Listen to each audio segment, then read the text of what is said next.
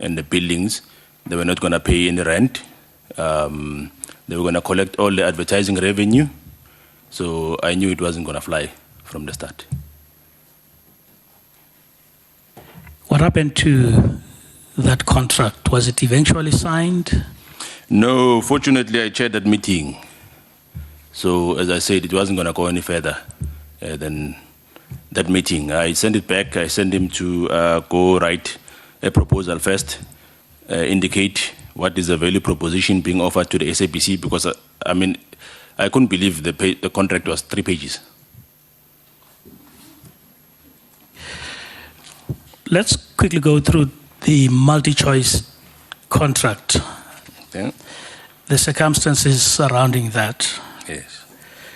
You yourself and I think the leader of that delegation from the SABC was headed by the then COO, Mr. Mutsone, when you met the multi-choice group. Is that correct?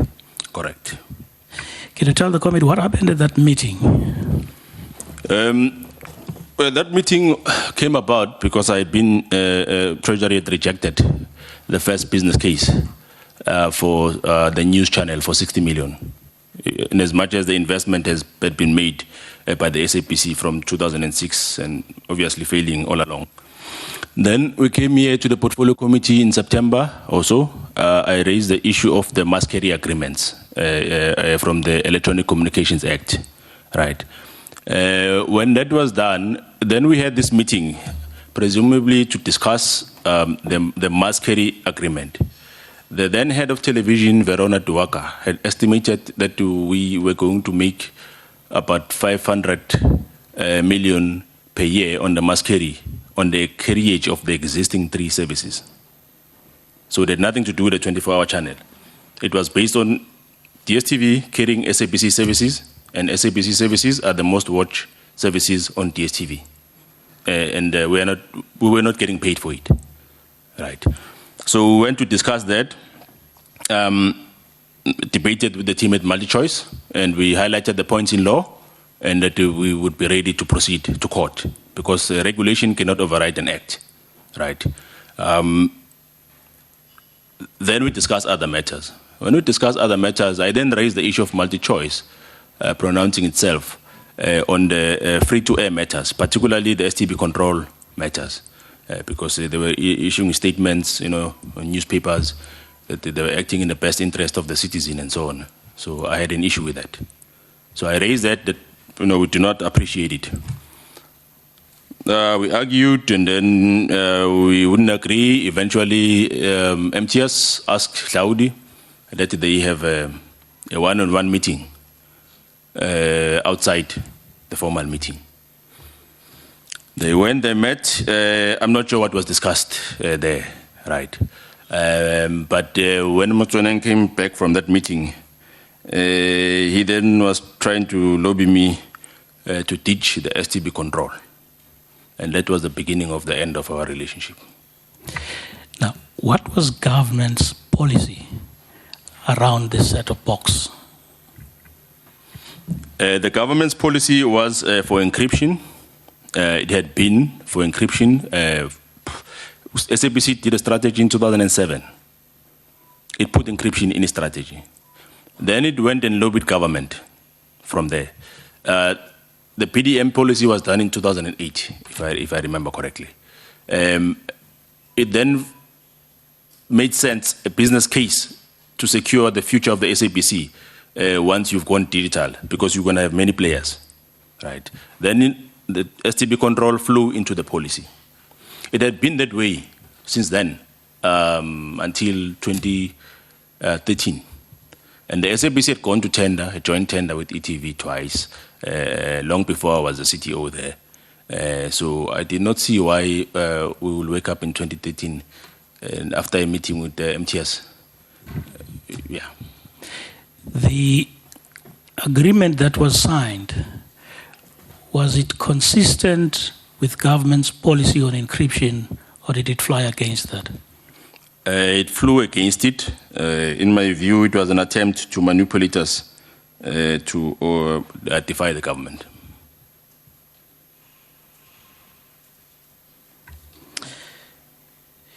At some point, firstly, before I get to that, you were a group executive, Yes. reporting directly to the group CEO. True. So was the CEO reporting to the group CEO. True. In your statement on page 4, at the bottom, the last paragraph, you are alluding to attempts by Mr. Mtsoneng to take over or to have IT reporting to him. Can you just tell the committee the circumstances surrounding that? Indeed, true. He did approach me to try and move, strange enough, the sales division, then Anton Hennes, motivated to move the division to report to Mtsoneng. I warned the then CEO to say this was improper. Then he approached me to try and do the same and move the technology division to report to him. Obviously, we were disagreeing many times. It wasn't going to work because those executives that report to him, they have no views. So it was my view that if I went to report to Mtsoneng, I may as well as just resign. But you are an executive reporting directly to the CEO. Yes. Now, where were you going to report to? Whom were you going to report to now, having your division brought under the COO? I was going to report to him according to his proposal. So I was going to shift the division to report to him instead of the CEO, which is a demotion, first and foremost. Secondly, I told him that, as I said in the document, I was a fit and proper person. It will have effectively made him the CTO, and he wasn't qualified to do that, and I did tell him. So you say this was one of the strategies to take away the powers of the CEO and divest them to the COO? Indeed, it was, because you can do anything. If you take a third of the SABC to the COO, you already have the other divisions. You don't need a CEO anymore. The relationship between the COO, in this instance, Mr. Mtsoneng, and Mr. Mkhobo, you deal with that in page 5 of your statement. I think the beginning, the first 5 lines or sentences of that. How would you explain that relationship? It was terrible. I've never seen professionals behave in that, a professional person behave in that fashion. I think Ms. Mkhobo tried to tolerate it and give in, maybe a little bit too much, to try and maintain peace. But I wonder that, if you are dealing with a taker, they don't stop. They keep taking. You can give an arm, they want all of you. Sometimes I would come to her office, I would feel sorry for her, I'll see her, she's crying. Okay, but you're sharing an instance that happened in one of your meetings. Can you touch on that? That's on page 5 on the 3rd paragraph. Yes, so he had this habit of stopping strategy sessions, particularly, because of anti-intellectualism, obviously. If there's professors, he will mock them and make fun of them. You'll stop people from presenting. Sometimes he will stop and say, let's go and have a drink. All these childish things when we're trying to run a company. So this time around, he had gone around the provinces to tell staff that they were going to report to him, my staff. They asked me about it. I told them that unless they hear it from me, there was no such thing. Then we went to a strategy session where Ms. Lulama, I think she was presented. I can't remember what the subject was and so on when she spoke. And then he spoke after her. He liked speaking after her so he can have the final word. Yeah? So then yada yada. But at that time, it was so bad because she objected, right? It really, really was bad. I mean, the CEO couldn't speak after that, even just as a human. The next day, I was presenting. As usual, those who report to the CEO, he would always attack them. So he will never attack me direct. He knew better. So he would sort of say people, technology, but never mention me because I just waited for him all the time, right? So he started. Then I asked him if he was finished, right? He said, no, he's still talking. When he's talking, he doesn't want people to talk. And then I told him, no, you see the problem with him. He likes to hear the sound of his own voice. He was too loud, right? And we argued and so on. And then we took a break. We went outside because I was going to give him an opportunity to address the disrespect he thought I had. So when we were outside, it was just the two of us. I asked Fran to stay away because I wanted to see what he was going to do. Then he said I must respect him. I told him I will never respect him if he doesn't respect me because what he did the day before was really, really, really, really unacceptable. And if it was allowed to continue, because, as I was challenging him, the rest of the people in the room, they were the same ones. Yeah, Sipho, just leave it. And I looked at these people, addressed like children. I said, no, not anymore, not in my presence. And what the rest of my colleagues didn't know, obviously, is that even when he would want to go after the other executives, I would challenge him behind the scenes. Ms. Mokhobo and then Zandile Chabalala, they will tell you of many late-night meetings that they were intervening in when I was blocking many things Motsoneng was doing. Okay. On page 6, you're discussing some of the successes. That is the third paragraph. At the time, the finances of the corporation were beginning to get healthier. Can you just talk us through that? Yes, at some point, after Ms. Mokhobo's turn, we didn't have a CEO, but we had a bit of money by then. Then we lobbied hard for who's going to be the next CEO. Eventually, we got Tian. So the company continued being profitable. So we were in a healthy state because we knew when we go to DTT and we don't have cash reserves, the SABC will be like the post office because the business model has just changed, right? So there was money now. We could begin to invest aggressively on infrastructure. So for us to begin to do that, SABC at the time was like a construction site. There were projects everywhere, right? Then I took the time. I had not traveled ever since taking up the role because there was no time to be out of the office. I mean, I was at work most evenings. Then we traveled just to benchmark, to see what we'll do, what we're not going to do, where we are being misled. For instance, some service providers will sell you something that you can buy a lot cheaper, right? So when I came back, I took a break, and then I went to a strategy session in the Free State. That Friday or something, I think I was home. Then we had power failures. Then at the time, also Eskom so happened to have a lot of load shedding, right? Then the systems, the broadcast systems on the TV side only, they went down for about 30 minutes. The teams brought back up. They were doing installation for new equipment. So they thought it was that, right? I told them to unplug it because it's Friday. We'll deal with all those things on Monday. It happened again on Saturday, right? And then we had to do an investigation. We discovered that the problem was actually far back in the value chain than we had thought. We called Palo World because the SABC infrastructure is old, but it's still world class. We don't have internal people to deal with those things. Palo World came, they investigated. Indeed, the boards, they had been fried by the power surges.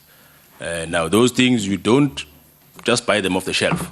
They had to be sourced from Germany, custom made. They don't even fit there. They had to make them fit because the buildings are 40 years old or so.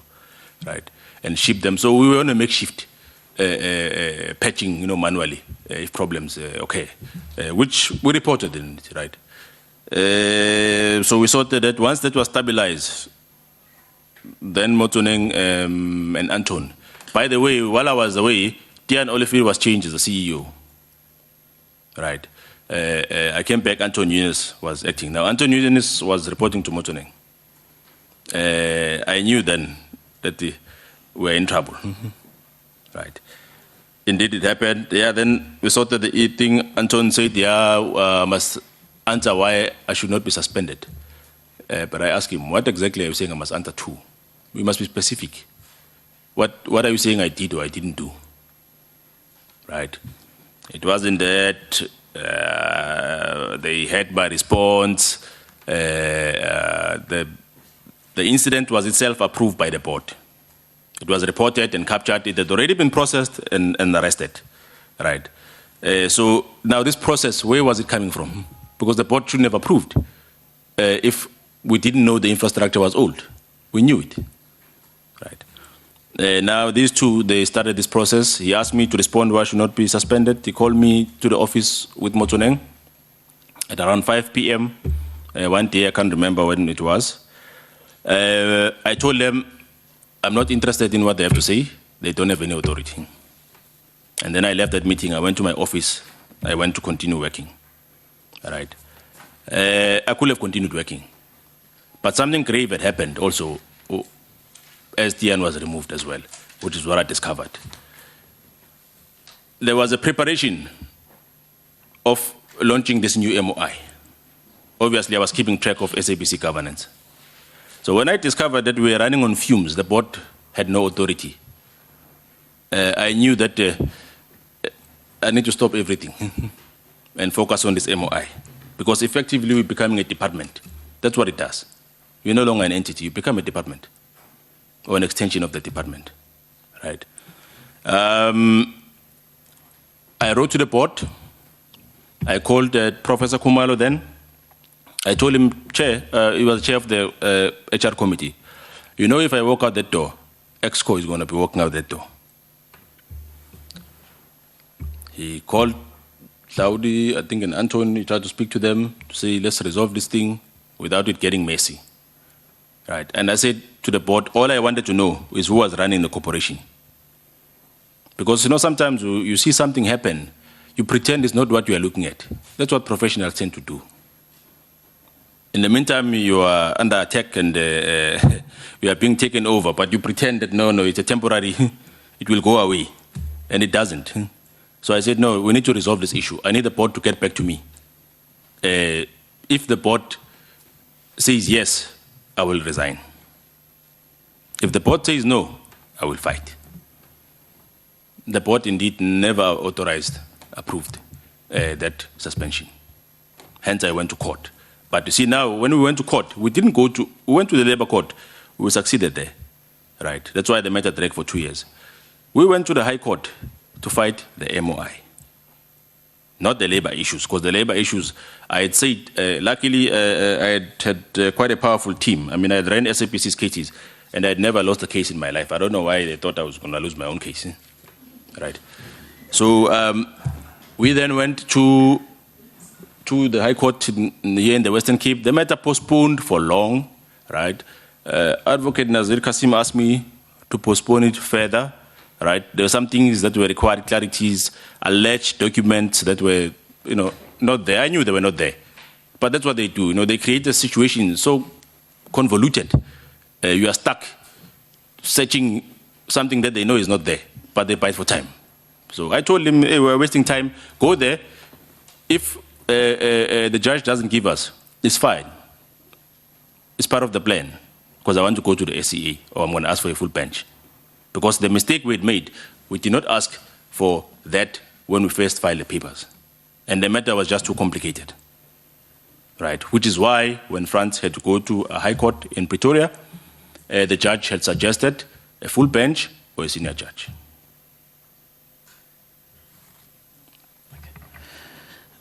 In the interest of time, Chair, no further question. Thank you very much.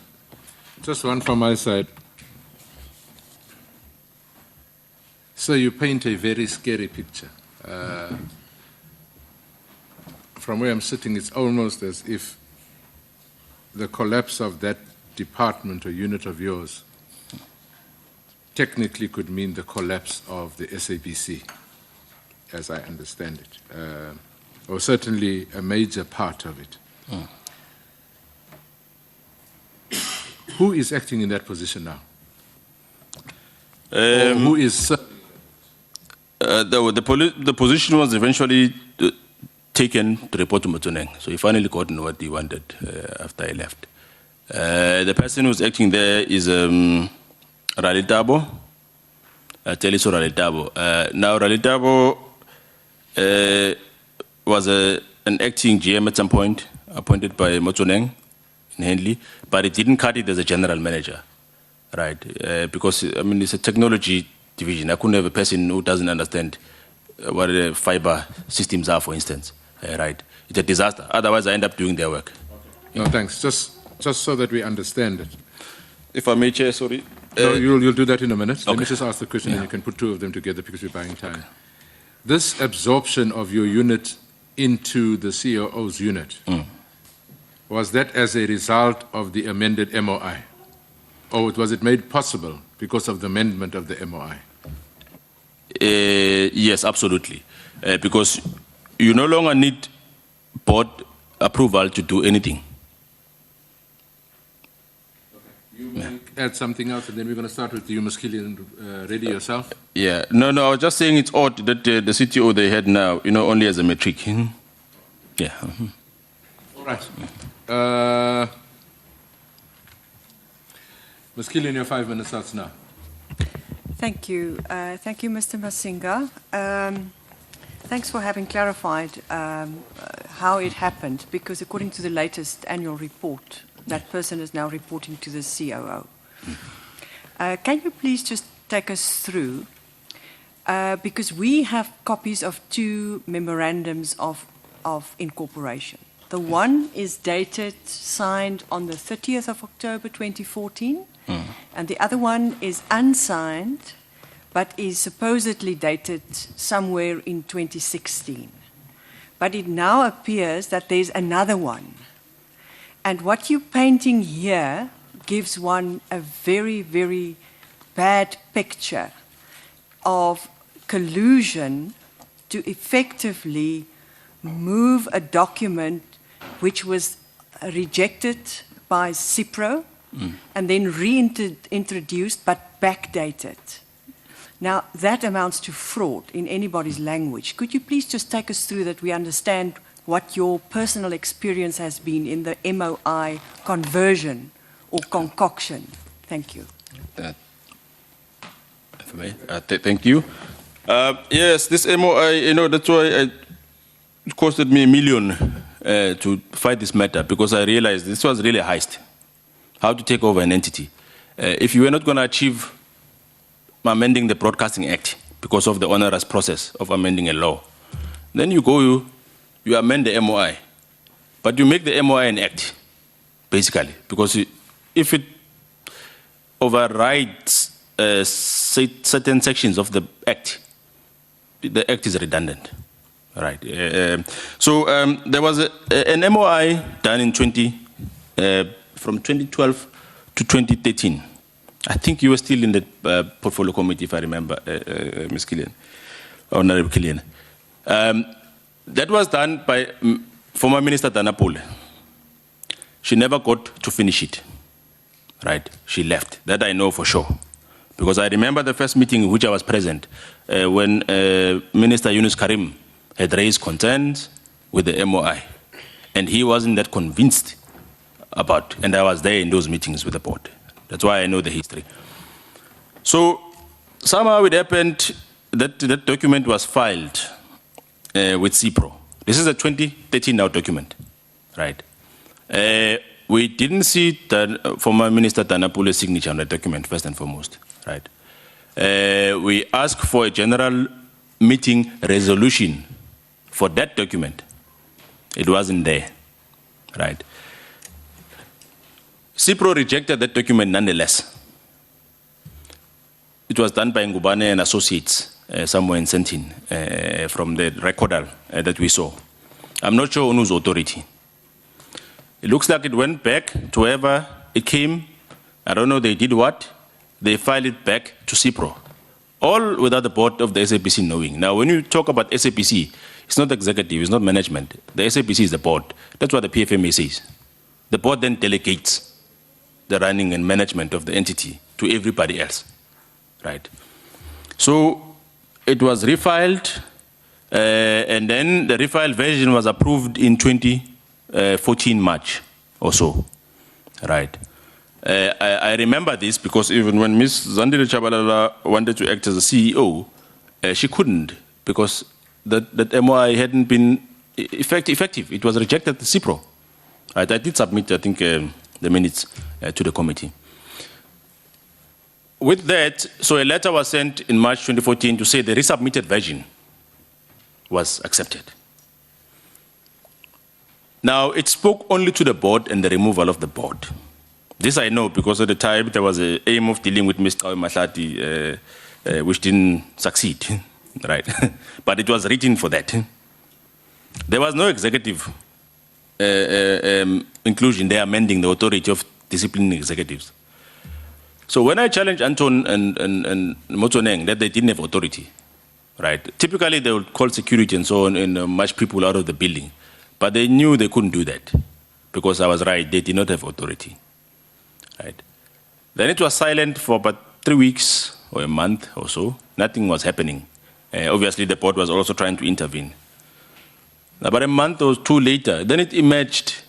There was another amended document of 2014. It was now signed in September. By now, it's October or November or something like that, when everyone learns of this new document. Then they tried, the company secretary and Motsoneng, they tried to get the delegation of... Sorry, Mr. Masinga, just hold on for a minute. I knew it will come to this point.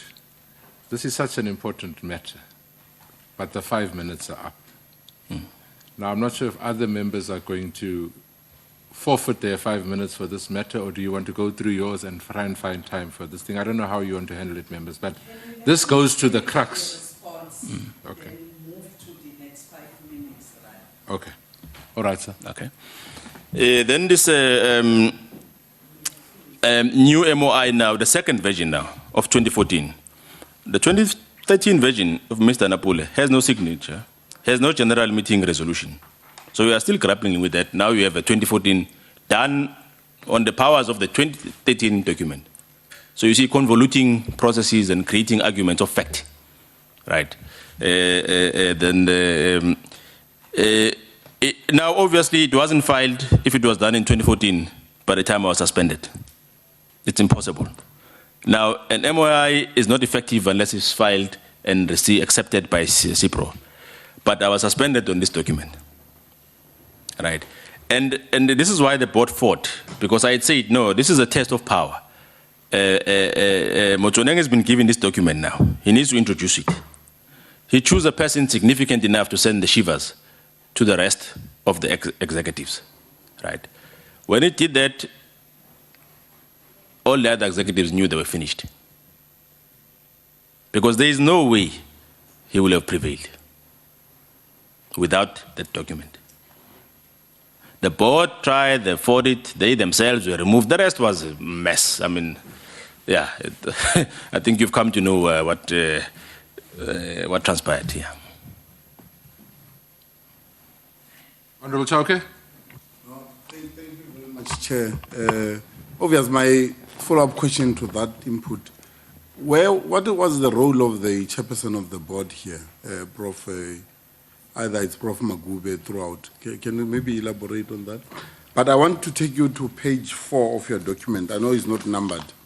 The page 4, there's a paragraph there that deals with the government policy, and in that you, in fact, they speak more of a government policy and you cite the ANC in the process. I want you just to go just a little bit detail on that part of the, it's an open thing, but I want you just to go in detail on that part. The last one for me, Chair, this side, is this T&A a company.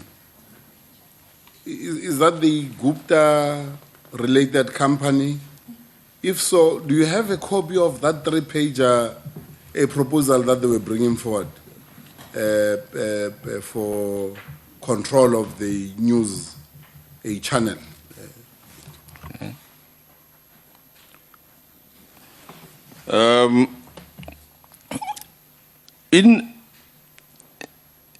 In the MOI documents, Professor Makube was still acting then. So it is not easy to say, because without board resolution, the chairpersons will have had no role. Whatever they will have done, it's of no consequence. It's an entity, because without a 9-member resolution, right. So it's not clear. Maybe they were in those meetings that were facilitating behind, the scenes and the resubmission. I do not know, but there is no official role that he had played, and he was still the acting chairperson at the time. The policy role, that was capturing a discussion that we had, right. It was just sort of saying, this is what was said, this is what I said, if you know what I mean. So I was painting the process of lobbying for positions, to say, you can't just wake up and say, hey, I'm changing encryption. The SABC, when they then lobbied, they had to lobby various forums and place it, on various policy documents before it actually made it to the BDM policy, right? If you want to wake up in 1 year and just say I'm changing a policy, it's not realistic. So I was giving him the history of what had happened regarding the encryption position, how it came about, right? So a recount of a step that this is what was done, this is what was done, this is what was done by those who came before us, right? Yeah. That's an important point. Just go on that specific and the response. What was the response? Because I have an interest on this point that says these people are useless. Don't tell me because you see, he has been in the forefront of all of this thing. Now comes the point here that he now says that, in fact, these ANC people are useless. I just want. That's why I was pushing you to speak to us on this point, so that we understand the kind of a person he is. Oh, no, that's what I did the report. You're eating up in your minutes. No, yeah. Yeah, no, I did the report that because I was concerned. You see, the tone of it did say to me that we are challenging everyone else, the right. So, and then when I raised this point, he did indeed say to me, Sipho, don't tell me about those people, they're useless. All they are good for is releasing statements. Which is why I said to him, we can no longer work together, his part, because I could see that now we're entering a different terrain. It's a recount of a conversation that we had had. Yeah. In fact, how I try not to draw problems closer. So I had met him that day for the first time. And I wasn't going to meet him again, I knew. I didn't want a copy of the contract or anything. I just wanted that meeting to be over because I knew the headaches, that were going to come with the engagement. If it goes on any longer, if I open that door, we're going to have serious headaches. So I just sent him back. We were not going to keep copy. They tried to ask us to sign a register. I told no one is signing any register of who's present in this because we didn't have a meeting. Yeah. Thank you very much. Honorable Van Dam. Thanks, Chair. Mr. Masinga, I read your written submission as well as just heard what you said. Yeah. And the picture you paint of Hlaudi Motsoeneng is a sexist man. He's arrogant, he's a bully, he covets other people's positions, all of it. When he was bragging about himself, did he ever mention whether or not he had political protection and where that protection came from? No, I think maybe with others. He knew I'm socially aware, so that is why we're the frenemy. We were managing each other. Oh, okay. But what was the talk in the corridors? What did people say? That because we've had very smart, educated, talented people like yourselves who have come here. And maybe you're the only one who kind of stood up to Mr. Neng, but everybody else was bullied. What did people say in the corridors about him? Yeah, no, they would raise those things. But it was, I wouldn't pay attention because, I was a very direct person. What are those things they said about him? No, no, I didn't recollect the side shows, but he will just be telling people if they can't work with him, they must leave. Some of us have a vision. It was just those talks. What I'm trying to get at, did he ever brag about having political protection? Maybe not to you, but to your colleagues and anybody else at the SABC? No, not in my... Looking at his record, he bragged a lot. That's what you're saying too in your document, that he bragged a lot about stuff Mrs. Makobo did, that you did. Yeah. So he himself actually wasn't that talented at the SABC. So what was the thing, what was gassing him? What gave him that power? Not to me directly. I can tell you of a difficult meeting we had with Treasury when they objected to launching of the 24-hour news channel. A very difficult meeting. I felt very sorry for former Minister Yunus Karim, that meeting. He was sitting there, Chairperson was sitting there, Treasury was there, CEO was here, they were not talking to each other. We had to break. I had to go chair the meeting with Treasury. Avril, I forgot to send him, kept on raising PFMA and point issues. I was exhausted by then. I had been managing these things for some time. Said to Avril, you know power. When you recognize real power, you must stop telling me about those sections and those lines so we can move on. So he would say, he doesn't care about ministers because the minister didn't want the channel to progress as it was. So he'd say, I instruct ministers and so things. That's all really I would have heard him say. Yeah. Okay, I want to drill down into that meeting with Nazim Hawa from the New Age. Yes. It's called Spade a Spade, a representative of the Guptas. He wanted to, he had the goal to bring a document to the SABC saying an outside organization wants to take over the public broadcaster's news division. And sorry to interrupt. I see all these things now are on. I don't know what else. What have you done with your technologies? What have you done with the technology? Yeah. You can find that our system will interrupt itself. I don't know. It's a sabotage.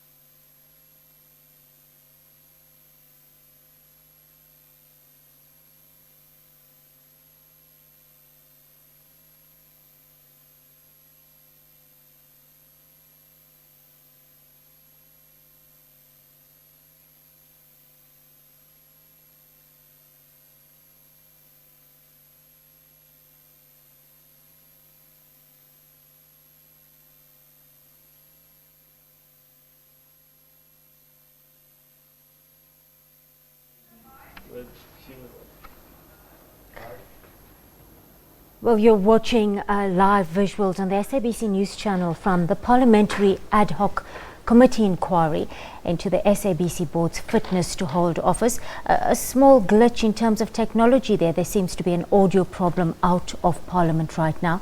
Well, taking questions now in the hot seat is Mr. Sipho Masinga.